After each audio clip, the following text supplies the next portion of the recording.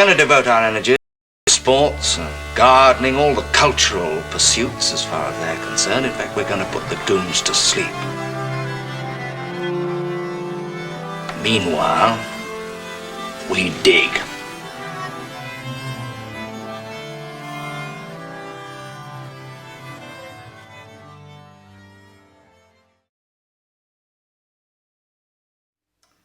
Greetings and welcome to The Anadromist. This is Burn Power, and I'm in my new place. It's still kind of empty. A lot of really bad, bumpy, squishy wallpaper everywhere, and pale. I hate white on the walls. It's just so boring.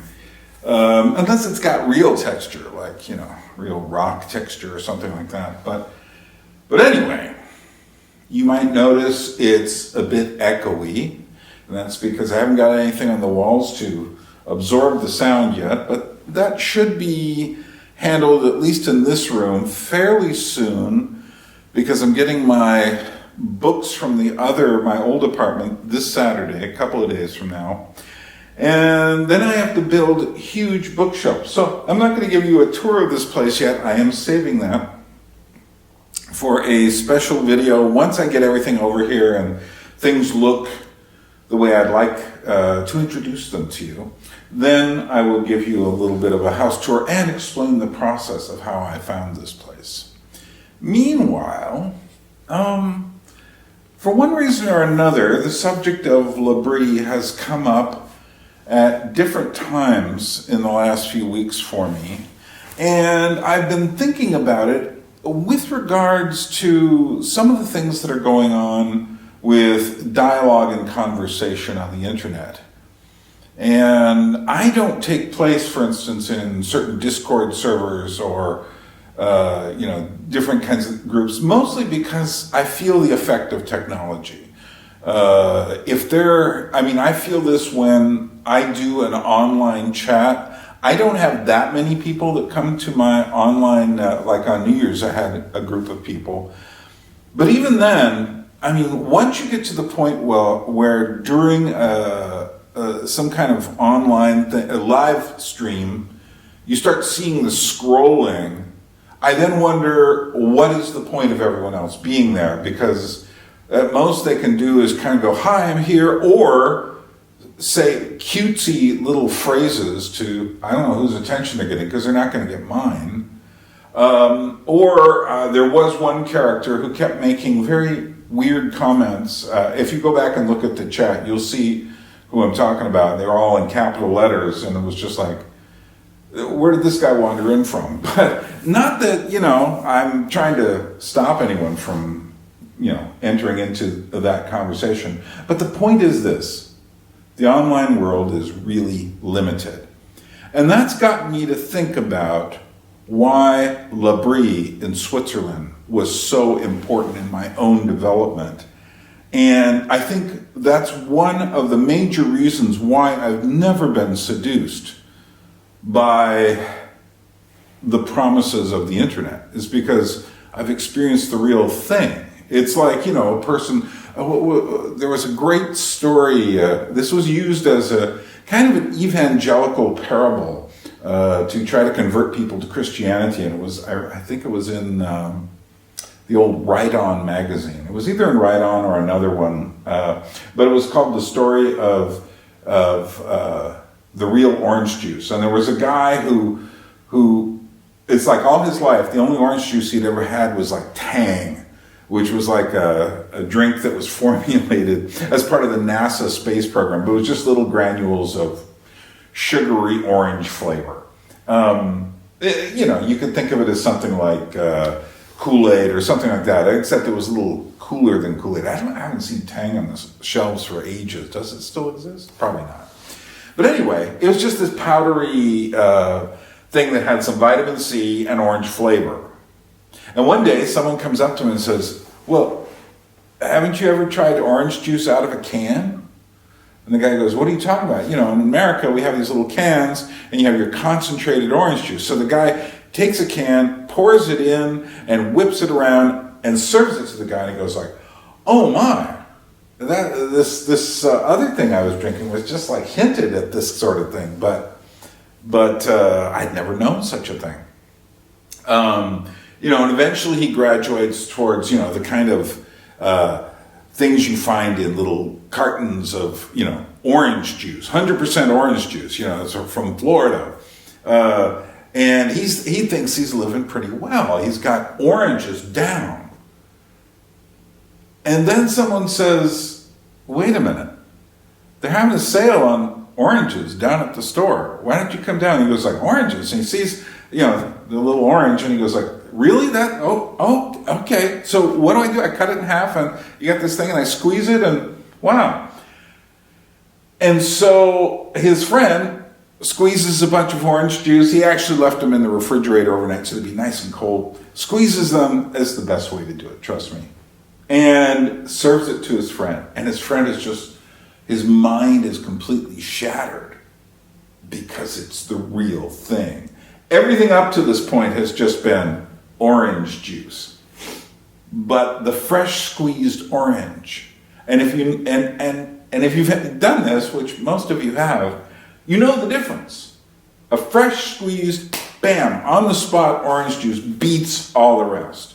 There is no competition. It is the real thing. And that's how I feel about real dialogue, not online, but face to face, in the material world, physically, with human beings in the room, arguing, not sure of each other's motives, but without the mediation of all this electronic tackle going on between us. And I often feel the point of all of this dialogue, if it isn't to move us towards something in the real world, then it's going nowhere. Because who cares what people just say back and forth electronically? If what we do doesn't have an effect in the real world, then it doesn't matter. And in fact, one of the things I will be talking more and more about, I think, as the year progresses, is a lot of people have said, I still have one more How We Got Here to do, 2020, the Annus Horribilis. And then I'm going to stop for quite a long time after that. I'm not going to do yearly updates or anything, because who knows where this stuff is going. I mean, I know where 2020 ended up. It ended up, basically at January 6th. It ended up with Biden's inauguration. It ended up in this weird limbo world we're in now.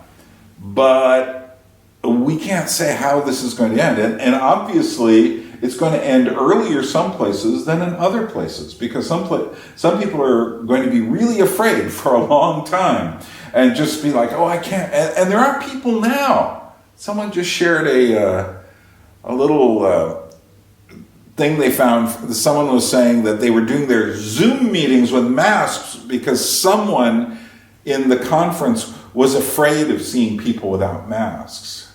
I don't know what level of psychosis that is, but if that's the world we're moving into, should I put a mask on? Okay, now do you understand what I'm talking about? Because now, who cares? So, but I want to give more and more of, I have been thinking about answers to these questions. Cultural answers, artistic answers, intellectual answers. There are answers to these questions. I gave a big chunk of some of the answers in my Time series. And if you haven't seen that, I would go check it out. But Labrie gave me something. I mean, many of you who know that I got an awful lot out of the work of Jacques Ellul and technology. But prior to that, I was influenced not just by the writing of Labrie, but of going there. So let me give you a little, first let me tell you about my first journey in 1978. It was October of 1978. And I'm not going to go into all the back history that got me there. Let's just say it was a lot of crazy stuff that happened in the Jesus movement in the 70s, and we kind of wound down into a cultish form.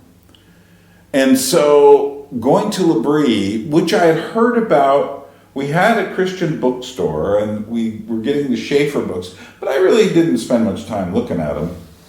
But someone gave me a ticket to go see Francis and Edith Schaeffer, and Frank Schaeffer, as he was known then, Frankie, was there. And it was for their movie and seminar series, How Should We Then Live? And I was like, okay, thanks. And so I went. Now, whoever gave me that little ticket changed my life. They have no idea how much they changed my life, but they changed my life.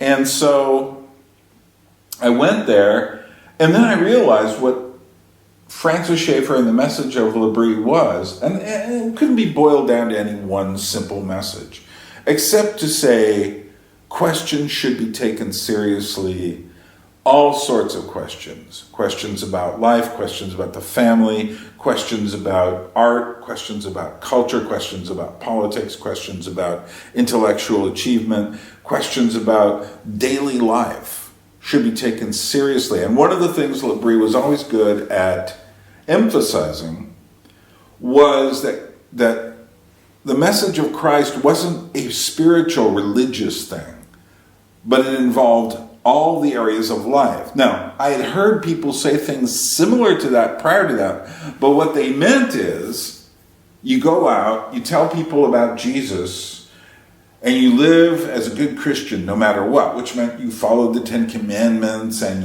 you did. Whereas what they were saying at Labrie was, and I especially once I discovered the tapes by Dr. Rookmaaker, was that, oh no, what you actually believe goes into the root and substance of everything and changes it. So it's not that you just, it's not that you simply put a veneer of Jesus on everything, but rather that you go inside the stuff and look at, if there is a God in the universe, if the universe has meaning, then how should we then live? To use the name of the film series, which is still worth looking for. You can find it on YouTube. And, I could point out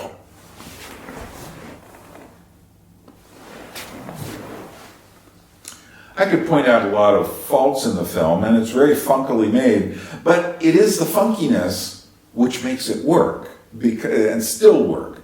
Because the next one they tried to be a little slicker on, and Frankie got a little more carried away with his production values, and it starts to feel like propaganda, and Schaeffer's message should never have felt like propaganda.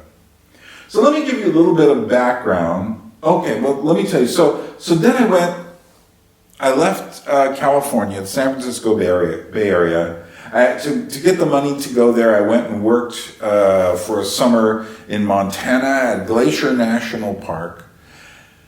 And then I came back, worked a little more, and then went to Switzerland. I arrived at, I didn't even know how to say the name of the place. I was in Switzerland. Actually, I was originally in England, and I had bought one of these Eurail passes that were good for 90 days or something like this. But in order to get anything out of it, to make it worth its money, you literally had to be traveling every 3 days. Well, in England, it didn't really work anyway. The actual pass didn't work. So, but the hostel system at the time made you travel every 3 days.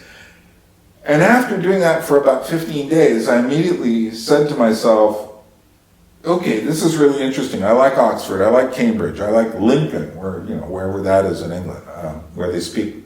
At that time, it was a fairly impenetrable dialect. And of course, I went to London. But I suddenly said, I don't want to keep doing this. I don't want to keep traveling, going from place to place to place. I want to learn something. You can't learn if you're just a stone across the water. You've got to stop and plunge deep. So I said, let's get myself to Switzerland. At that time, in 1978, you did not have to reserve a place. What you did was you just arrived, and then they would assign you a place as they opened up. And the reason they can do that is because Labrie wasn't just one building. And today, it kind of is. That is to say, if you go to Switzerland now, there's a very big building where most of the students stay. It's called Chalet Bellevue. But it used to be a therapy retreat for people who had cerebral palsy. And then when that shut down, the people who were running it, willed it to Labrie because they were Christians and they recognized what Labrie was doing. This was many years after the founding of Labrie, and this was after I was there as well. But when I arrived, there were different chalets in different places, and you were assigned a chalet, and whoever was running the chalet was kind of like your worker. Worker was the term for the people who worked there, but they were also the tutors as well, many of them. And so you would go there. So I showed up on the doorstep of Labrie, what was I, 23 years old, and coming out of a place that was very spiritual. Now, I really felt in my heart that God wanted me to be there.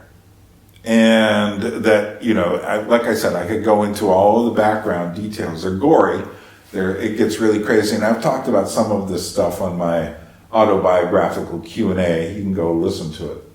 But when I showed up at the door, there was, I think it was Linny Day who was greeting people at that time. And she opened the door, and I immediately said, "Hi, I've come from California, and I think it's God's will that I'm here." And she immediately went like, "Whoa, hold it." I still remember this moment where she says, "We don't use that kind of language here. Now, God may have brought you here, but we don't know anything about it. You're just here. And let's talk and see why you're here." And that was the first real slap in the face to the kind of super spirituality that I'd been living in back in California, in these the remnants of the Jesus People communes. So they didn't have a place, and there were me and a couple of other people. One was a girl named Dawn. And there was one other guy, was his name Jeff? I can't remember. Anyway, we were there on the same day. We were October 25th babies or whatever we were, something like that. So we came in and she said, "There's a Madame Rouchet."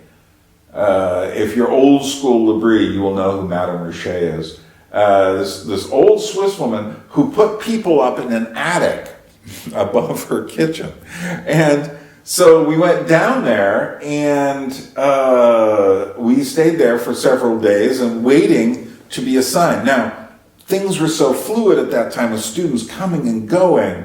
And, today a healthy Swiss Labrie session will have maybe 30, 35 students tops. Back then, it was like 50, 60. In the summer, it could get up to 150. I mean, it was just wild. So I waited and waited, and then eventually they told me I was going to French Labrie. And I was like, but wait, I wanted to meet Schaeffer, and why am I being sent to France?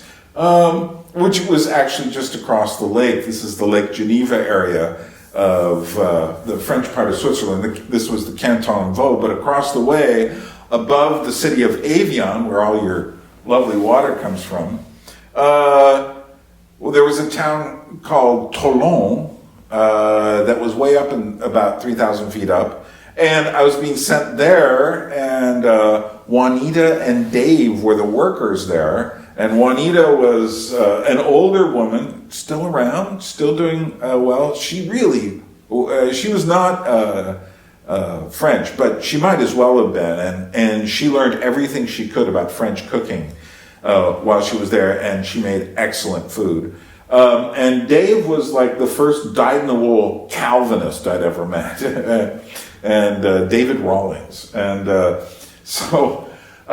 but they were my workers, and there were a group of us who were over there, and so we lived in this weird little French village up there, and we would go twice a week over to Swiss Labrie across the lake, and we'd be there for various lectures, and sometimes we'd spend the night in sleeping bags. Everyone traveled with sleeping bags during those days.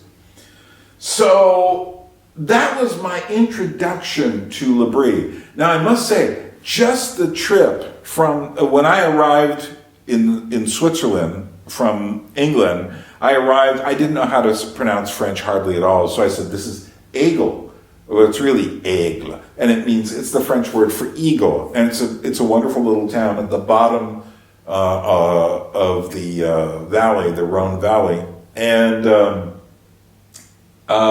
then I got on a bus. Somehow I found the bus, and I went up the side of the mountain. And you still do this today when you arrive by train. There's no train that goes up there unless you know the sneaky way, the back door through Bay. There's a nice cogwheel train that goes that way and goes up to Villars, but that's advanced level Labrie stuff. But here's the thing. So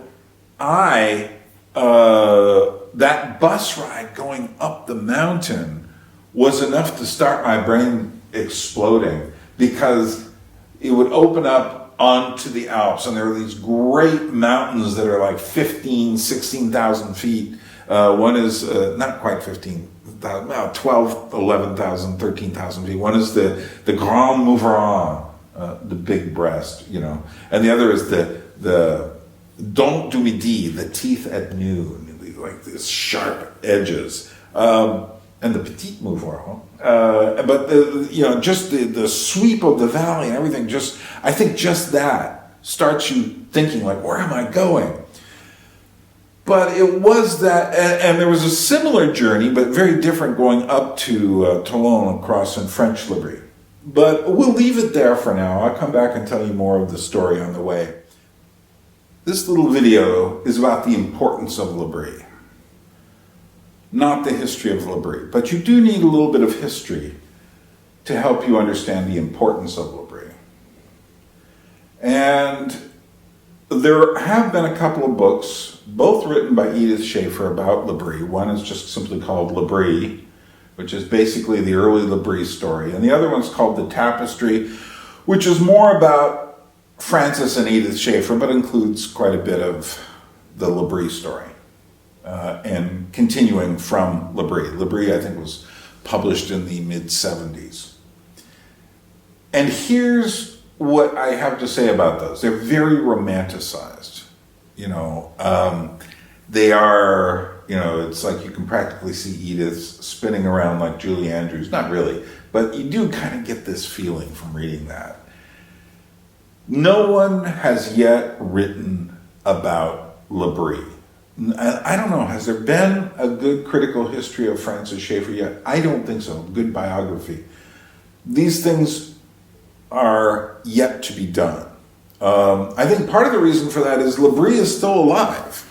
It's not something historical, and several of the major players are still there, including John Sandry and Priska Sandry, Francis Schaeffer's oldest daughter, Udo Mittelmann and his wife. Debbie is another of Francis Schaeffer's daughters. Frank Schaeffer, obviously. I don't think a real history of what Labrie means can be written until all the players are gone. Because prior to that, you got this legacy of this romanticized version, a version that got lots of people there, by the way. They would read Edith Schaeffer's Labrie story and say, I want to go to Labrie. And Labrie definitely showed up on the maps of Christians, but also many non-Christians, as a place to go, particularly in the 70s and in the early 80s because of those books. Francis and Edith Schaeffer were in the Philadelphia area of Pennsylvania in the early part of the 20th century. I'm not going to go into all of their history except to say that basically Francis Schaeffer was a Presbyterian, held basically Calvinist doctrines fairly seriously. He was also very influenced by what in the Christian evangelical world was the split between the modernists and the fundamentalists. And he would be more of a fundamentalist. I don't like calling him a fundamentalist, though, because I think it does a disservice to what he really was. But yes, he certainly did take what he would call a higher view of Scripture. World War II came. Schaeffer had been working with kind of salt-of-the-earth working class people back in Philadelphia. But he wanted something else. He'd also gotten interested in ideas. Some people have said, Francis Schaeffer was a philosopher. He was never a philosopher. Nor would he ever say he was a philosopher. He was a pastor. And if you know anything about pastors, Paul Vanderklay is a good example. Are you listening? Pastors are more like omnivores. They get a lot of their information in the best way they can, because having a congregation doesn't allow you the time to specialize, but it allows you the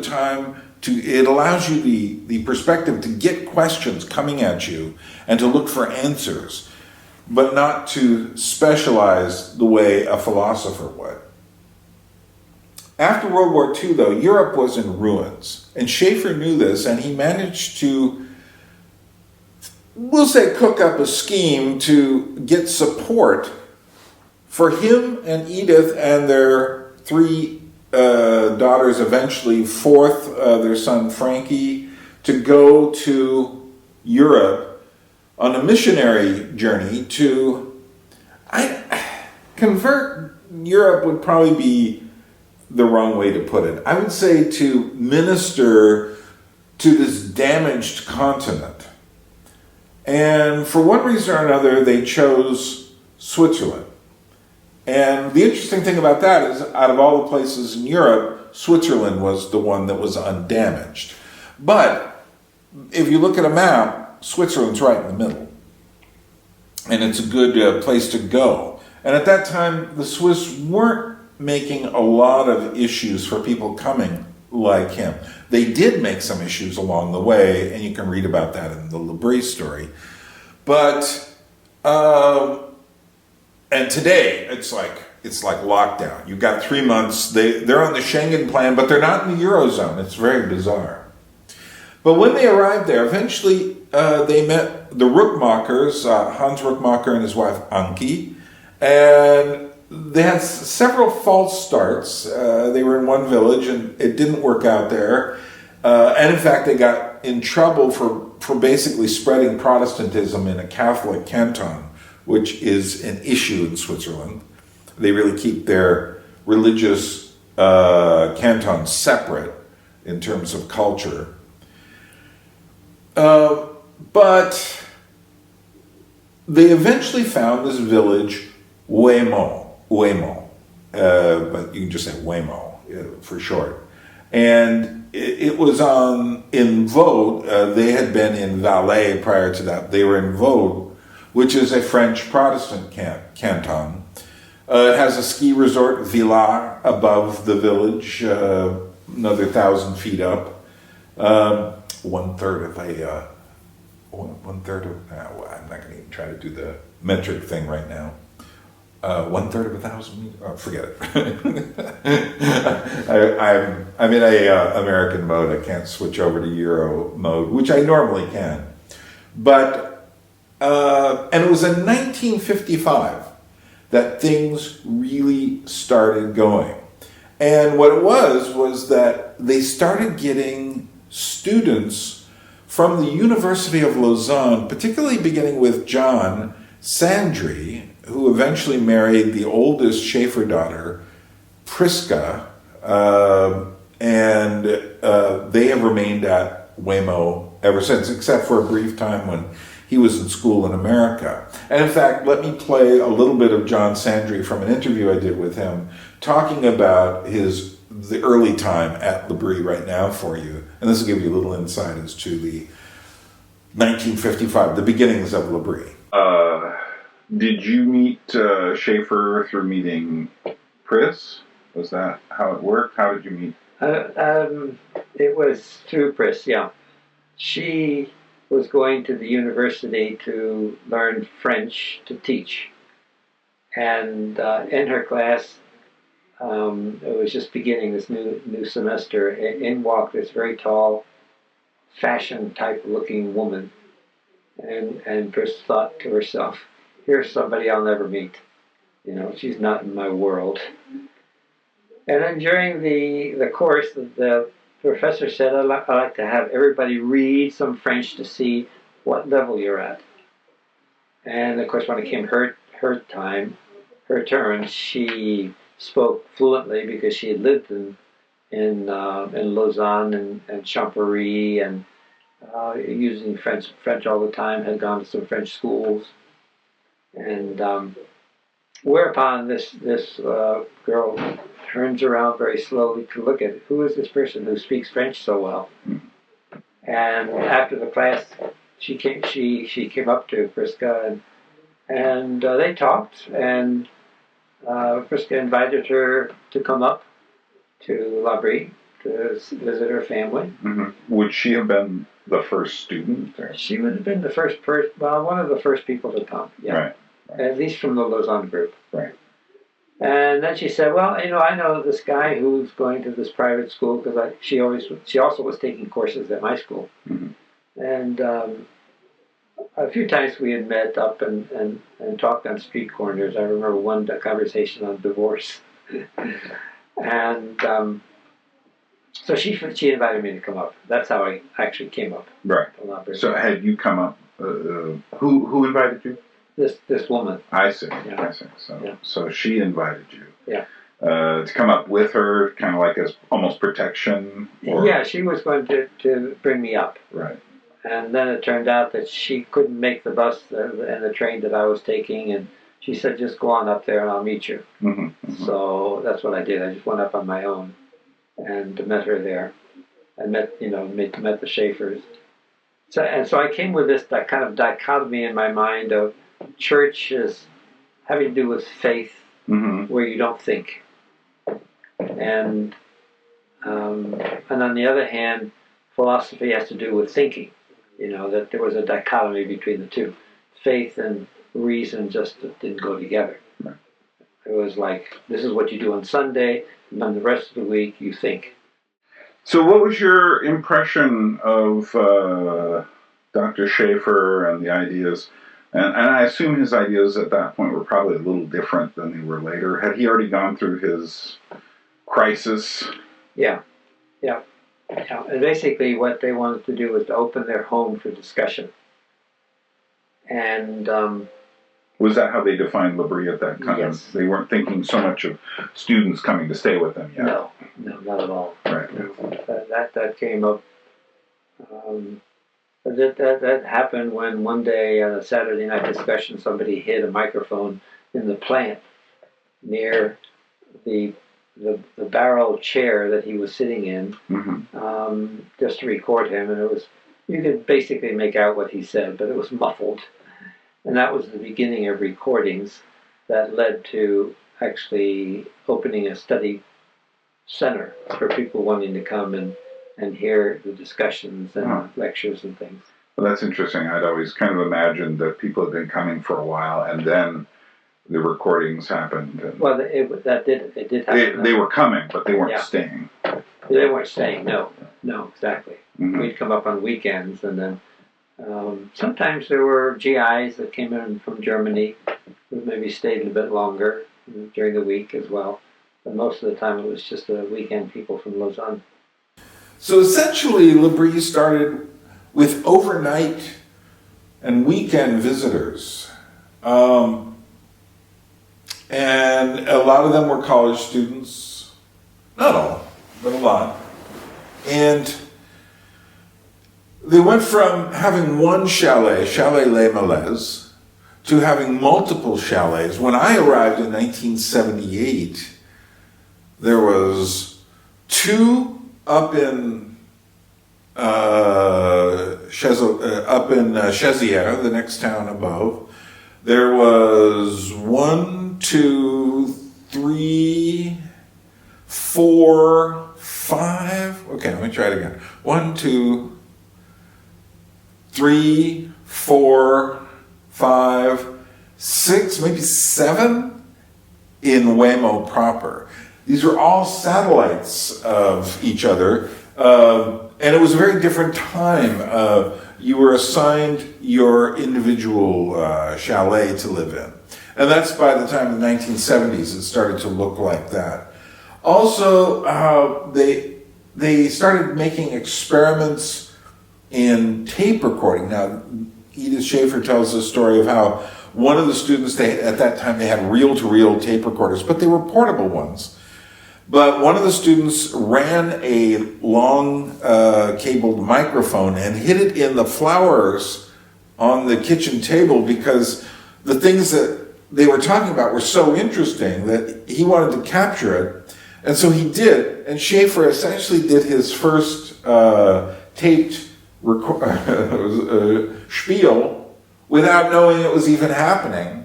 And when it was done, he then, this wag of a student then told them, and the other people who were there said, "Can I have a copy of that?" And then they realized, eventually they shifted over to cassettes, and they realized that they had, it was a very interesting way of capturing ideas and spreading them. And so they, by the time I got there in the late 70s, they had quite an extensive tape library of all the different lecturers who had come through. This is where I heard Dr. Rookmaaker, but also people like Donald Drew, who was an English professor who would come and do lectures on literary subjects. Os Guinness did many of his work, and there were quite a few other people at the time who were doing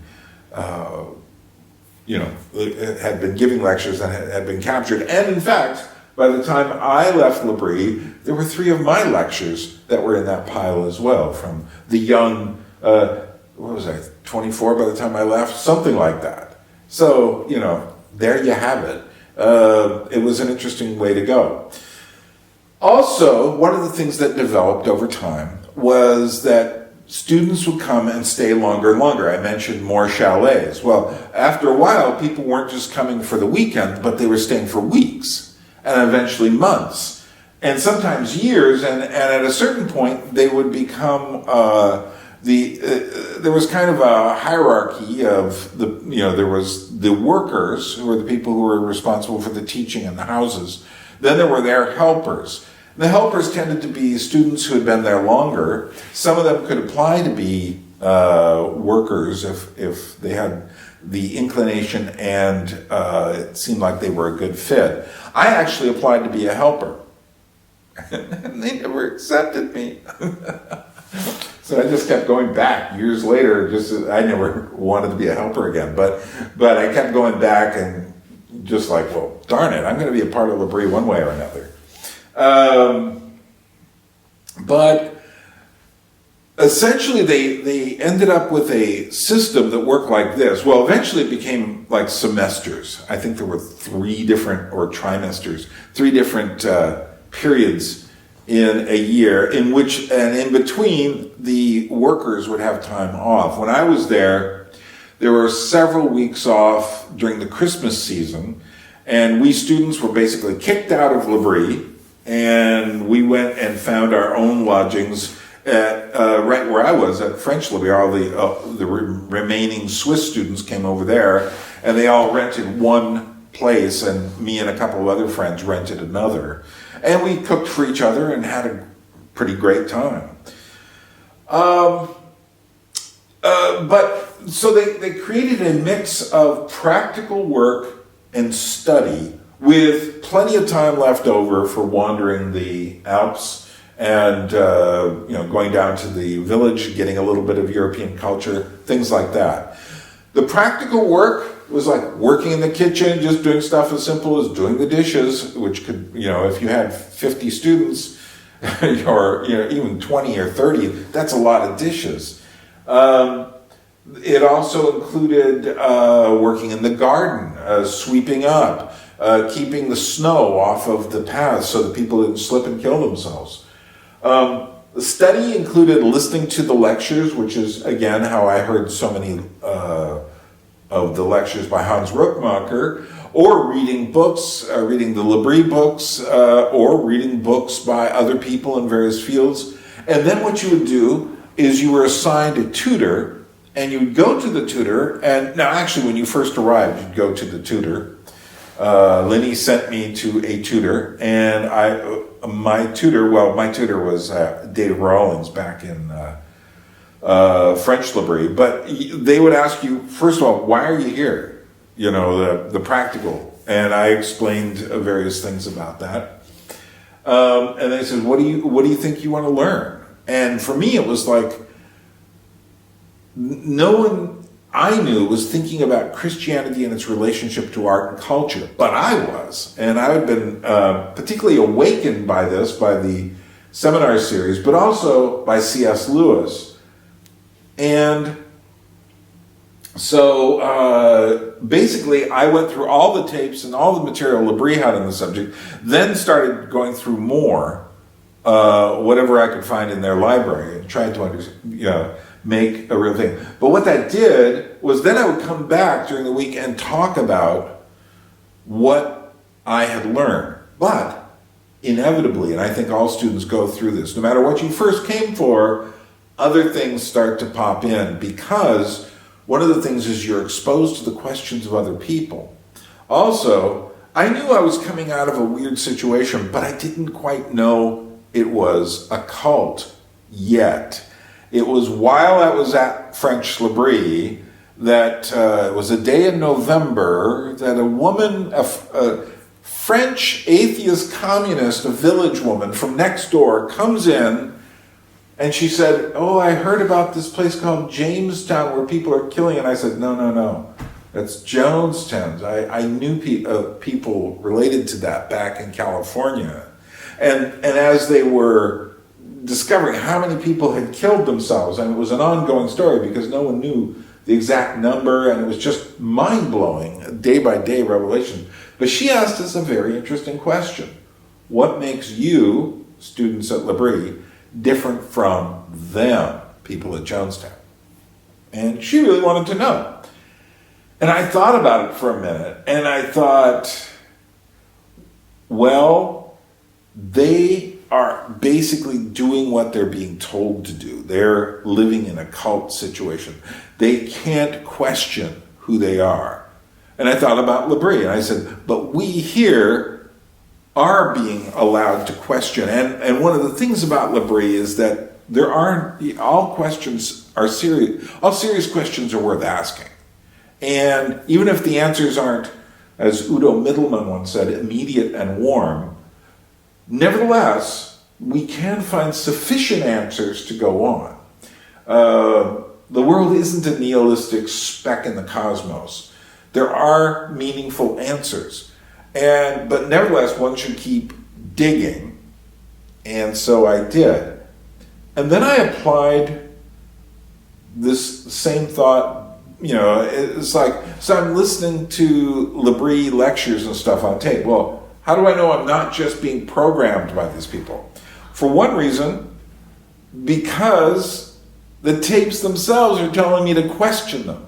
The lectures are telling me. Secondly, there are people at Labrie with different opinions. And someone like the Calvinist I met, David Rawlings, he would say, but you should talk to Udo Mittelmann because he doesn't have that point of view. And I'd be like, oh. And after a while I realized that I could talk to John Sandry about one thing and Barry Seagren about something else. And if I took the same question one day that I asked John and went over to Barry, you know what? I'd get two different answers. That was like, whoa. So when I applied the question back to what was going on in California with my Jesus People group, suddenly it's just like I heard the bridge collapse behind me. And so I couldn't go home. We'll leave that story there for now and continue on with the Labrie story. So one of the things that had happened at Labrie was out of the tapes, they eventually began to realize they had books there. Schaeffer said, he looked at this material and then there was Escape from Reason in the tapes, that he had material to put together. One could say that there was a heyday of Labrie, and I would say it was late it was the 1960s and 1970s, but particularly that the hippie period and the early 70s. When I arrived, I felt like the fire had already been burnt, and I was walking through the coals. But Schaeffer was still there, though he had already been diagnosed with cancer. But one of the things that had happened was Schaeffer had written all these books, including The God Who Was There, Escape from Reason, Genesis in Space and Time, and culminating with the film series, How Should We Then Live? And they were working on filming Whatever Happened to the Human Race in 1978 when Schaeffer suddenly realized something was really wrong, and then it turned out he had lymphoma.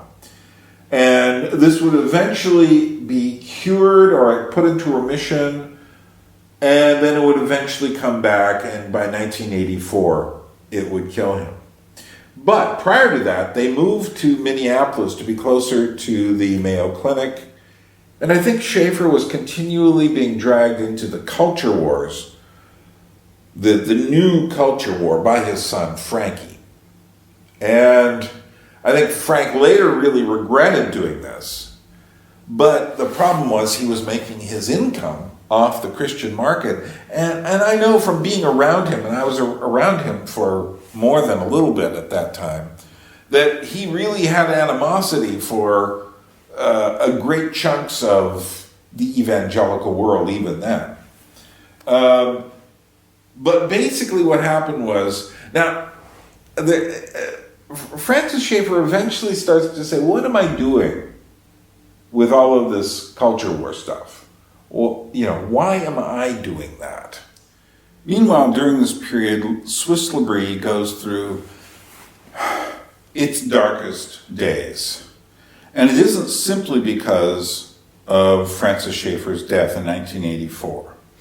But because even when I was there was a growing schism between the thoughts of John Sandry on one hand and Udo Mittelmann on the other.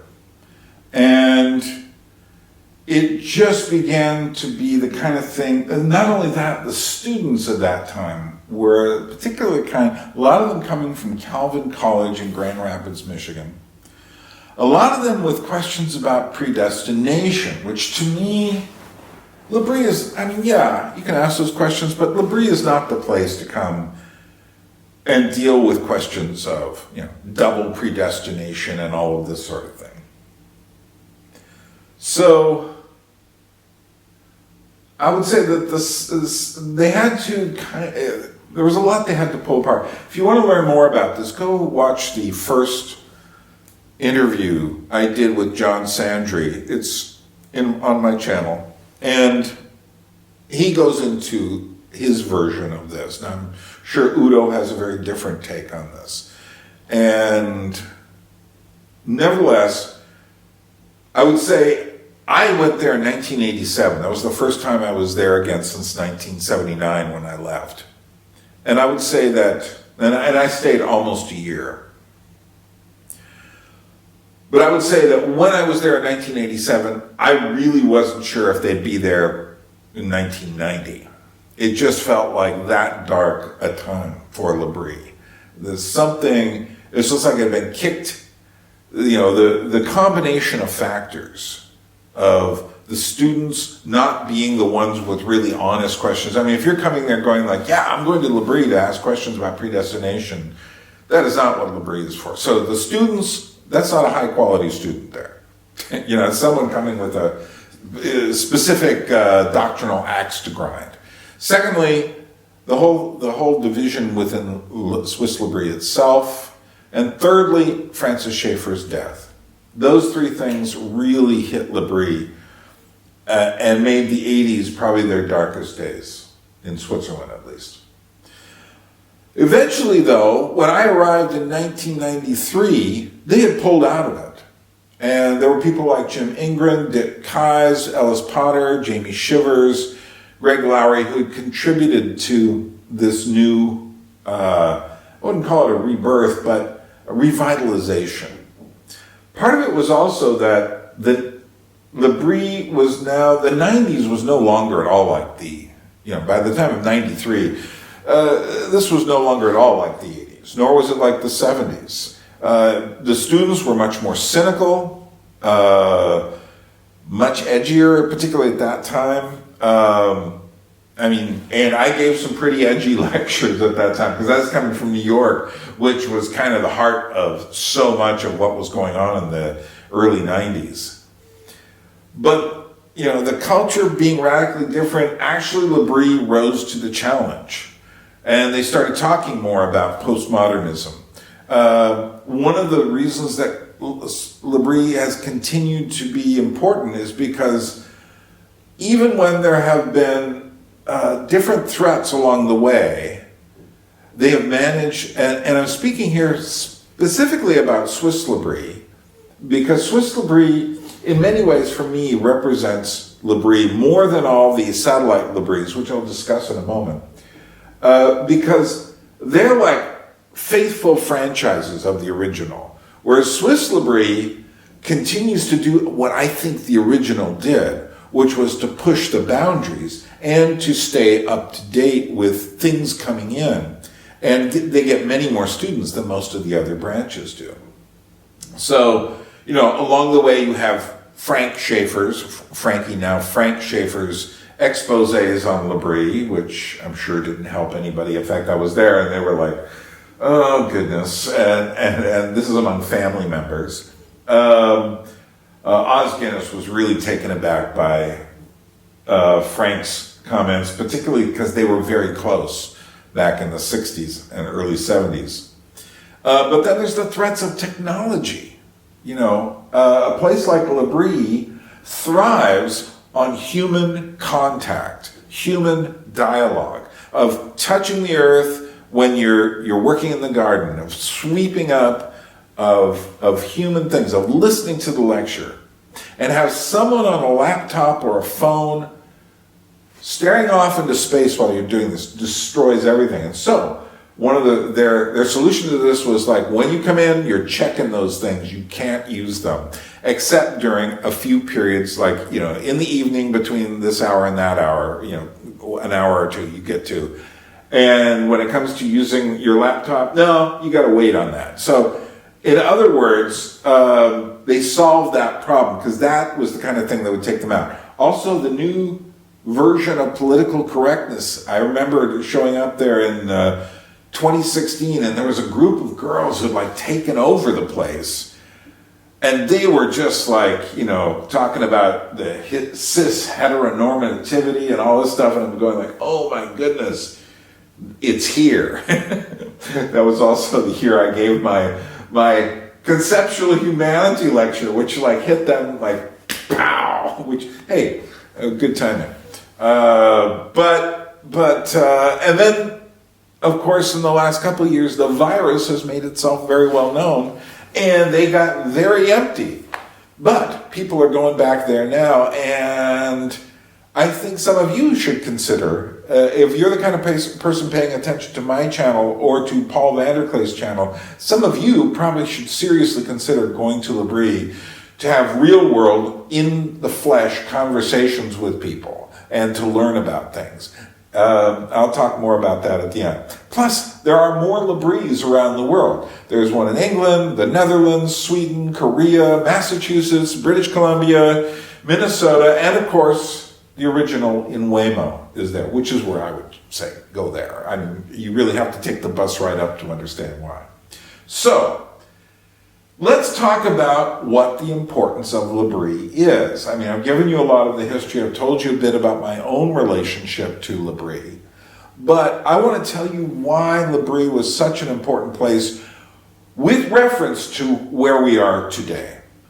After explaining the history and the legacy of Labrie, none of this explains the importance of Labrie. Labrie's central idea has never been about Francis Schaeffer's ideas, his theology, his philosophy, anything like that. And I was just communicating with someone who was asking me if I had met Francis Schaeffer, and the answer is yes, I did. And I talked to him a little bit, but who was asking me, obviously this person had read his books. Well, here's what I'd like to say. Having read Francis Schaeffer's books tells you no more about Labrie than, listening to a recording of someone tells you what it's like to be among a group of musicians. For one thing, Francis Schaeffer isn't the best writer in the world, but he does communicate well when he communicates certain kinds of ideas. So, read Francis Schaeffer by all means, particularly his central books. But here is where I see the importance of Labrie. Taking questions seriously. This, I would say, underscores so much of Labrie's emphasis in reality. And that is to say, you go there with questions, your questions, and there's a place where someone will listen to you. And if you know anything about the Christian world, there are so many churches where nobody will take serious questioning. And to find a place, as Francis Schaeffer used to say, there were churches that were very happy to send their youth to Switzerland to get rid of them because they were asking too many questions about stuff. And what Labrie didn't do is they didn't indoctrinate them into the Labrie method. And in fact, many times what they would do is they would come there. I mean, I've got friends whom this happened. They would show up. They're from a family of missionaries. The family of missionaries wants Labrie to cure them. And instead what happens is Labrie, after listening to them talking for a while, going, well, you're not really a Christian, are you? And they would go like, no. And they would realize they weren't a Christian, which is where you have to begin. You have to begin with knowing where you are. And you can't, a person can't just work up faith if they really don't have it because of the situation they grew up in. That they were required to be a believer by the circumstances of their family. Also, Labrie is more than just Francis Schaeffer. Edith Schaeffer is very important, and she did write some books that are worth reading. Her What is a Family is a very good book to read for people in our world today who don't have a family, which is so many people who live in a situation where, it's just one parent, mixed, blended families, whatever, the chaos, particularly in the West, of family life. Also, she did a book on hidden art, another one, the Labrie stories I mentioned. Udo Mittelmann also wrote a couple of books. John Sandry, John, he never wrote a book. And I've been after him to write a book. So my compromise is he's got all these ideas. I've been influenced by his view of Scripture and such since 1978-79, since I was first there. And I've been like, please, John. And he's been working on it forever, but I don't think he's written it. But the good news is I have recorded 2 interviews with him, one on his story and the other on his ideas about Scripture. And you can go look at both those views. Os Guinness is definitely a Labrie person. Every time I hear Os Guinness talk, I'm always thinking Labrie, no matter what. Because even though he has certainly gone on and distinguished himself as a public speaker with his own ideas, the cauldron of those ideas is Labrie primarily. Ellis Potter was a Zen Buddhist monk and then became a Christian. Fascinating guy. Greg Lowry was a San Francisco hippie, old school, original, slightly older than I am, and is now basically a philosopher. Hans Rookmaaker, I've mentioned many times, and his art historian, who probably more than any of these people had, with the exception of John Sandry, has had a huge influence on me. And there have been many, many others. I can't even begin to list all the people who have come up with ideas in some relationship to Labrie. So it's not just the Schaeffers, Francis Schaeffer. Also, Labrie took art and culture seriously, which at that time, nobody in the 20th century evangelical world was doing. Their idea of art was, a drawing on the cover of Billy Graham's Decision magazine or a photograph for Christianity Today. Now, Christians in the past certainly took art seriously, and Protestant Christians as well. And C.S. Lewis would not be considered a standard evangelical Christian in the American mold, which is why his work and Tolkien's and Barfield's and the rest all survive, is because they're not tainted by that small, narrow-minded Christian ghetto kind of mentality.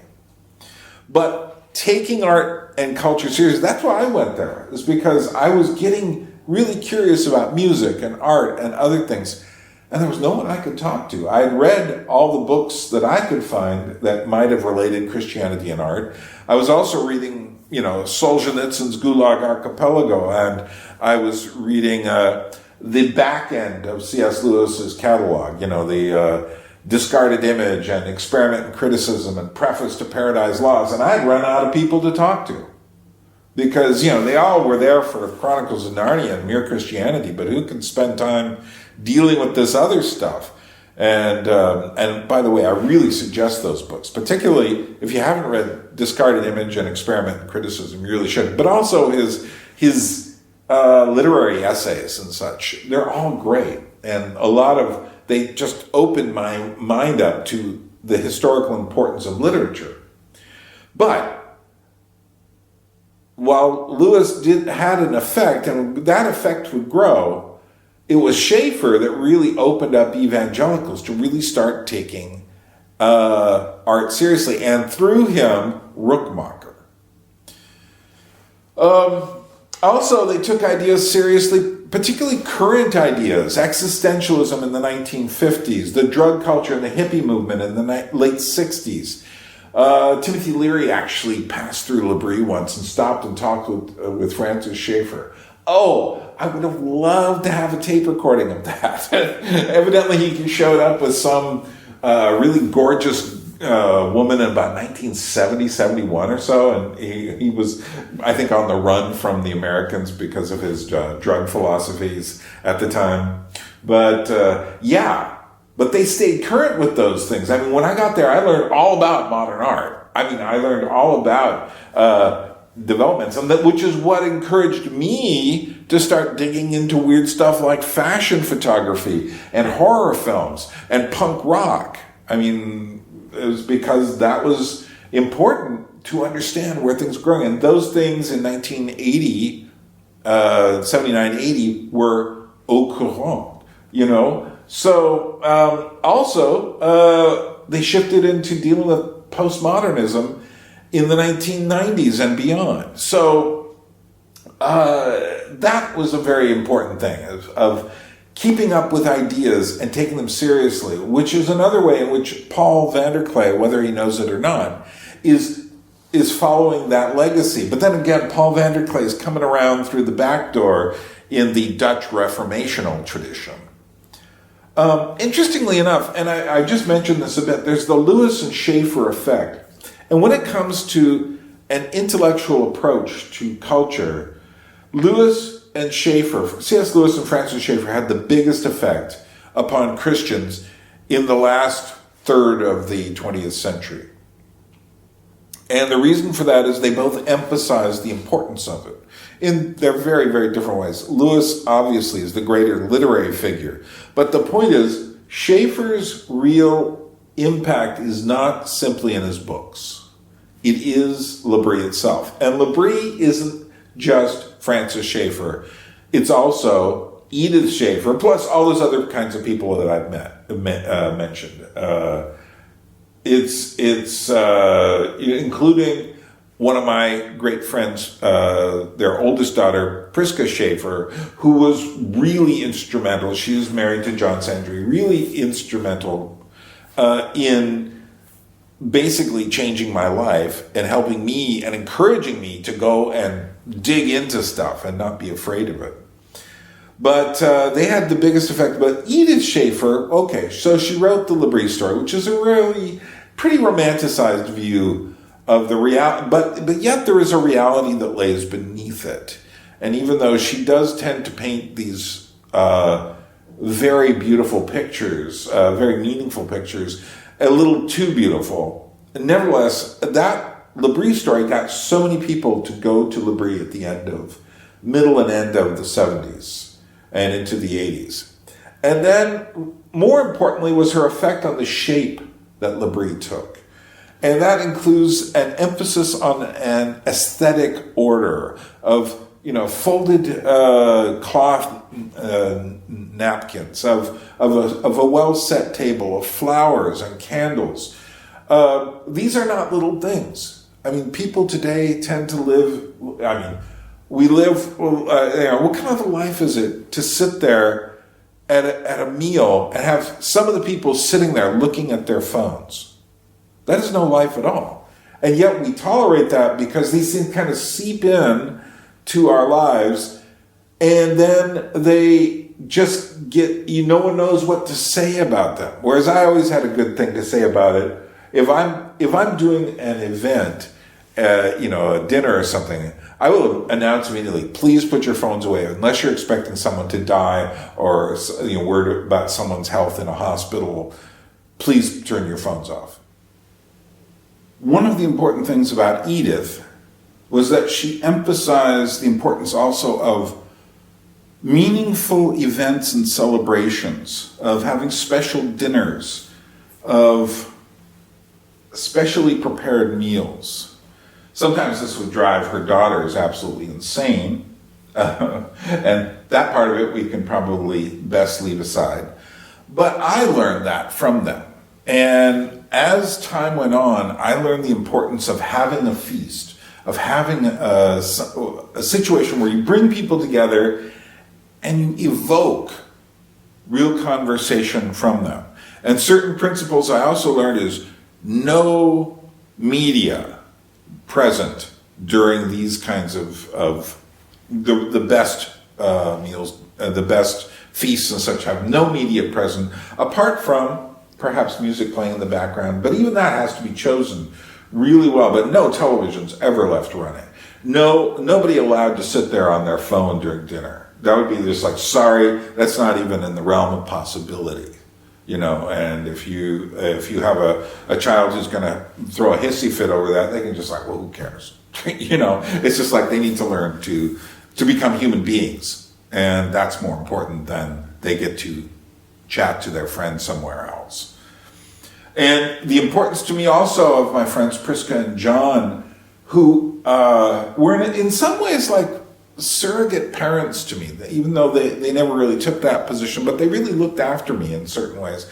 And I still go back and I see them to this day, and they're older, things don't remain the same. Priska later had some health issues. John remains kind of as he always was, but he's in his 80s now. And I look forward to seeing him again next time I go, because I'm sure he'll be healthy.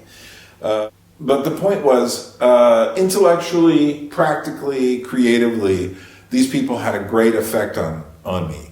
And that kind of an effect is also what Labrie was about. It was like a very personal thing.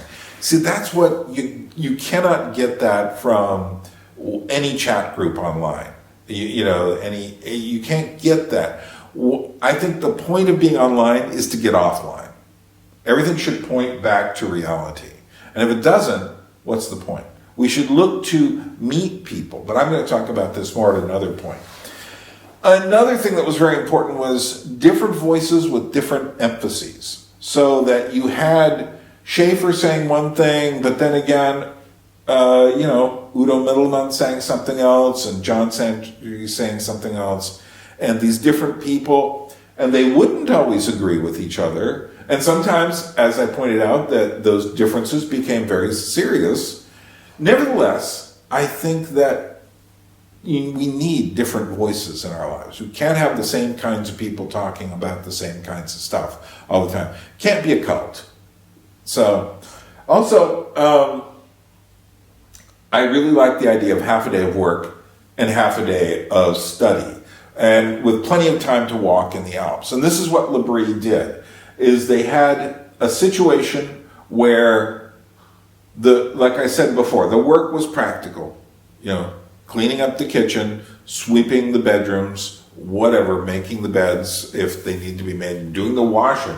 John Sandry, last time I was there in 2018, still couldn't quite, he was officially retired from Labrie, but he couldn't quite bring himself to stop doing the laundry. He wasn't doing it anymore, but he would come over and kind of like give it the once over and go like, yeah, we probably need to do this to it. You're having this problem, and don't forget the calcification of the water and all of this stuff. But then on the other side, I can't tell you how many wonderful conversations I've had, because of course I didn't just go to Labrie in 1978-79, spent a year there. I also went back in 87, that was the dark time. But I went in 93, 96, 2000, 2005, 2012, 2016, 2017, 2018. What was that, 10 times? So I have been there and seen it at many, many different times. This is particularly Swiss Labrie. I have been to the Minnesota Labrie, and I've heard tales from Massachusetts and England and even British Columbia and such. Labrie still does its thing. And like I said, there are people watching this who should think about whether they should avail themselves of what Labrie does. And I've been there, what's a student? 20-year-old, 25-year-old, 35-year-old, 60-year-old? I've seen them all. I've seen students. A good friend of mine, Clint, who's probably watching this, what was Clint? Clint's around close to my age, and he was there when he was in his late 50s, early 60s, something like that. Anybody can go who needs that kind of a thing. Another thing that happens is you're assigned a tutor, as I also just explained, and that is a very interesting process. Because the tutor isn't someone who knows everything, but they're someone to just kind of help you to do what you've set out to do. But they also, kind of like a catcher in a baseball game, field very different options among people. And they are also the people who recognize when you came for this, but really this is really what's taken over and you need to deal with this. They recognize when the nature of the questions start to change, or even in the best cases when your questions aren't exactly what you say they are. But then there's the questions of the other students, and this is one of the most interesting aspects of Labrie. And one of the reasons I've asked people, there should be a history of Labrie, and they say it can't be done, it can't be done. And the reason they say it can't be done is because every group of students is totally different, and with totally different questions. And that's true. And the students who were there when I was younger were very different than the students who were there in 1987, who were night and day between 87 and 93. 93, you had the real, grungy rebels. But then 2005, for some reason, if there was 33 people there, 26 of them smoked, and they were reading Paul Tillich, I was just like, what the heck's going on here? But then on another level, there's, there would be people, one group was just they just felt so kind of beaten down, and you just almost like this was like a hospital. And another group, like I said, you get different periods. All depends on who shows up, and you can't predict who's going to show up. But of course, I've showed up each time as a teacher since then and given lectures. And I always say to myself, okay, well, this is a chance to give a lecture that, let's see how many pins we can knock down with the bowling ball. Let's do something weird. So, lectures on transhumanism, lectures on minstrel music, black minstrel music, lectures on music history, lectures on performance artists in New York City, all sorts of strange stuff. And sometimes, and more than once, I've been told, Bern, it seems like the subject of your lecture is going to be way too intense for some of our students. But you can still give it, but just be really careful. And it's just life.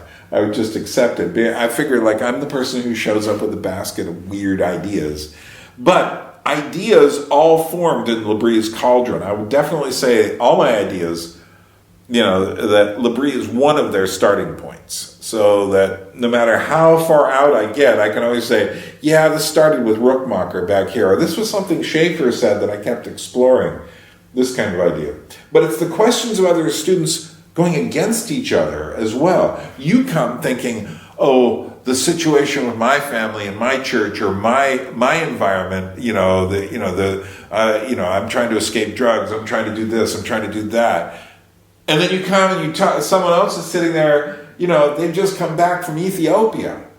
They're talking about having escaped, like a war zone or something. And you're going like, oh, that changes everything, because that's the point. The point is, you come there and you're from Australia or something, and then you meet someone from Germany, because there will be a preponderance of English speakers, because Schaeffer was an American. I met plenty of Brits there, plenty of Canadians, plenty of Americans, obviously, Australians, New Zealand, but lots of Germans and lots of Swiss and people from Norway and people from, all the different European countries. But also, I have met Ethiopians there, and I have met Koreans, and I have met people from India. So really, you never know who you're going to meet. And that's also part of what Labrie, the importance of Labrie, is questions that come from everywhere. And in our day, I think the most important thing Labrie has to do with is the importance of the real over the virtual. As I said, they realize that in order to really do Labrie properly, you've got to put away the technology.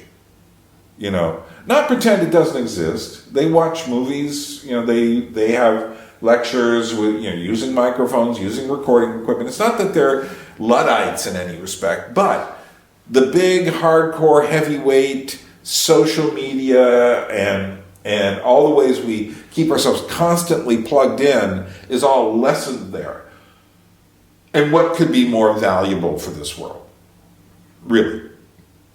We need places where that stuff is put away, and Labrie is one of those places. And if you don't understand the importance of this, you probably just wandered into this this particular video by accident and don't really understand what I'm talking about.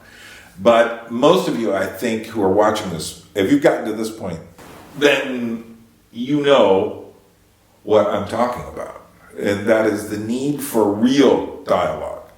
And by real, I simply mean this is good, but this is not the best. The best and what we should be aiming for is to bring these dialogues into the physical, real world where we can actually change something. Because here's the thing, no matter what we say online, if it doesn't end up going back to the physical world, it doesn't really matter. It's just electronic chirping. It's just ants clicking feelers as they go by. And essentially, all these online conversations and the Discord chat servers that Paul's been doing and all that stuff is great, but it's only the hors d'oeuvres. It's not the real meal. It's not what face-to-face dialogue is. And that's what I really want to point to, and that to me is the importance of Labrie for today. And Labrie continues today and remains an excellent place for questions. And what would it be like to arrive in Waymo today? Well, for one thing, you'd have to get in touch with them and write them and say, hey, I'd like to come during such and such a period. Are you free? And I really would suggest going to the Swiss Labrie. Save your money, go there. And the point is, what would it be like? For a second thing, don't make it an extended weekend.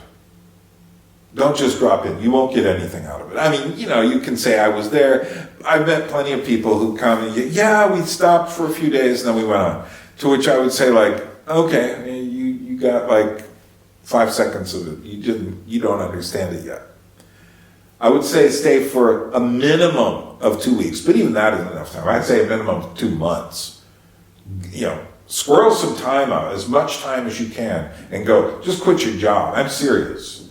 If you got serious questions, just, in this age of, whatever we're in, why not? Why not, really, seriously? It's something to really seriously consider. And some of you listening should seriously consider going. And I'm saying this because I want to see people move to the next stage. And the next stage is not more fancy stuff online. It's not better Twitter systems. It's not, minds.com. It's not, Odyssey. It's not Gab. It's not, better Facebook groups. None of that matters. What matters is what we do in real life. I had a guy, his name is Papuna. He lives in Georgia. He lives in Tbilisi. He saw one of my videos somewhere, ended up seeing more. He's a Christian, I think, but anyway, we got together this last week, and it's just like, that's it. That is the important thing, is to meet people in real life, which is why one day I want to meet Paul Vanderklee in real life. All this other stuff, hors d'oeuvres. I want the real meal. I want face-to-face conversation or confrontation. That is what's important. So, if you wanted to go to Labrie, what should you do? Go to their website, Labrie. I'm always saying Labrie, very lazy American, but it's really Labrie, which means the shelter. Go to Swiss Labrie in particular. There's a general Labrie for all the branches, but then there's the Swiss Labrie. Go to the Swiss Labrie page, because I really want you to go there. And then, if you're really interested and want to know what's it going to cost me, it's not that much. You're gonna pay to be there a certain amount per day, but it's a lot less than spending any time in hotels or even hostels and stuff. Plus, you get all your meals taken care of. You get your education taken care of and your questions, and you get to help out with stuff, and then you're in the middle of Europe. And you can go all over the place, even from Labrie. Even within the neighborhood in Switzerland, just trips to Lausanne alone or Geneva are filled with cultural things that are really fascinating. Or you can go the other way and go up into the mountains right behind you and go for spectacular hikes. And you need to do that too. So you need to do that. You need to, if you're interested, you need to get in touch with them and see if they're free. Right now, they're probably free. And the reason for that, of course, we know. It's because of the thing going around the world. So there has never been a better time to go to Labrie than this next year or two, because people are going to be delaying it because they're going like, I don't know if I go now, go there. And by the way, if you decide to go to Europe and to go to Labrie, you're only a couple $100 round trip from Tbilisi, Georgia, and it's really cheap here. You should come here and put some humanity on your insect-like tweets to me and chats to me. So I just want to put this bug in your ears. Now, there's much more I could say about the practical stuff about going to Labrie. And if you get interested, write to me. You can either do it through Facebook, or you can find my email address in the About section on the YouTube page, or I am on Twitter. You can DM me there, whatever. PM me on Facebook, DM me on Twitter, night and day, PM, DM, whatever. But I just want to encourage people to get beyond the internet. This is no place to get stuck. We need to take this into reality. That's the next place. Nothing will be done until people meet together in the flesh and choose to do some of the things they're doing online, but in real life, to encourage each other to create things. That's what we need. And that's what you need to find in your general locality. Are there other people who, for instance, show up on some of these shall we say, our little corner of the internet that are in your area, well, go find them. That's what we need. We need people to get together and do things and raise questions and look for answers and to create art and to create feasts and culture and to restore beauty to the churches and meaning to all of our lives. So, this turned out longer than I thought it was going to be. And aren't you glad? Okay, well, we will meet again, won't we? And meanwhile, enjoy 2022. I've got plenty more coming. Oh, yeah. Did I tell you I've got to go to the Czech Republic in the middle of February, beginning of March, to talk about a book deal? I'm going to make a video about what that's all about, my book deal, my book idea for the Czech Republic. And that's a very serious thing. And I think you'll find it interesting. Meanwhile, you remember what anadromous means? Swimming up against the stream. Do it. Swim against the stream. That's the anadromous life.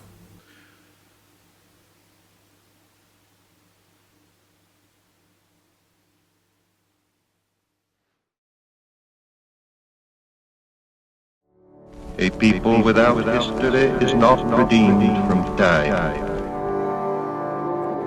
For history is a pattern of timeless moments.